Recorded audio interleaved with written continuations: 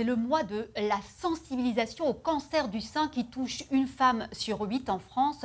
Des femmes qui doivent souvent subir de la chirurgie lourde. Une innovation israélienne permet désormais d'éviter cela. Elle a démocratisé la cryothérapie. Cette méthode qui permet de supprimer des tumeurs par le froid était jusqu'ici réservée à cause de son coût élevé aux hôpitaux. Avec de gros moyens, nous sommes en ligne avec le docteur Julien Frandon du centre hospitalier de Nîmes. Bonjour. Vous êtes précurseur, car vous utilisez cette technique depuis 2 ans déjà et pour de nombreux types de cancers. Oui, bonjour. Donc, grâce à cette cryothérapie à l'azote liquide, ça a été un peu une révolution dans nos pratiques en France il y a 2 ans. On a été le premier centre à s'équiper.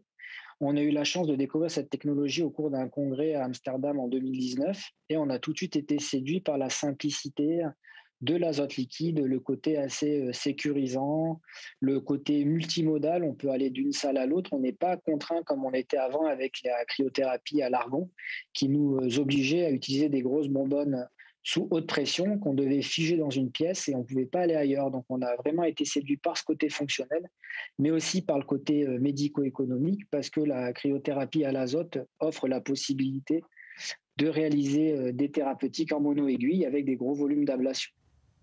Et ça permet aujourd'hui à beaucoup plus de patients en fait, de bénéficier de la cryothérapie.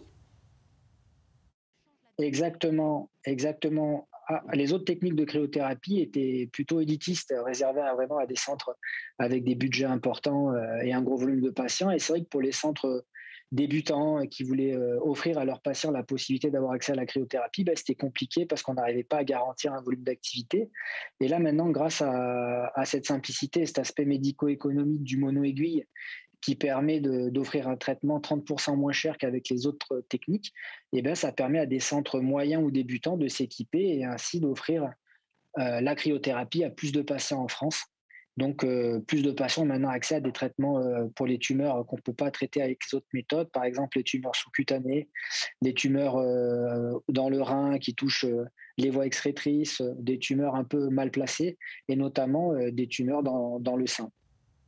Et le grand avantage, c'est que cette technique, elle ne laisse pas de cicatrices, c'est ça? Exactement, un des grands avantages pour les patientes, c'est vraiment le côté esthétique, hein. Elles n'auront pas de cicatrices. L'ablation est basée sur un abord à travers la peau, à travers une incision de 5 mm. Il faut savoir que c'est des aiguilles qui font au maximum 3 mm. Et donc, sous repérage de l'échographie, en direct, on place l'aiguille en regard de la lésion qu'on veut enlever et on réalise un glaçon. On peut monitorer en direct la taille du glaçon, ce qui permet de nous assurer une certaine sécurité sur les marges. Merci beaucoup, docteur Frandon du CHU de Nice. Et sachez qu'à Strasbourg et à Poitiers, également, les centres hospitaliers universitaires s'équipent avec cette technologie israélienne IceCure. En Israël, l'hôpital Bellinson a pratiqué sa première intervention en juin dernier.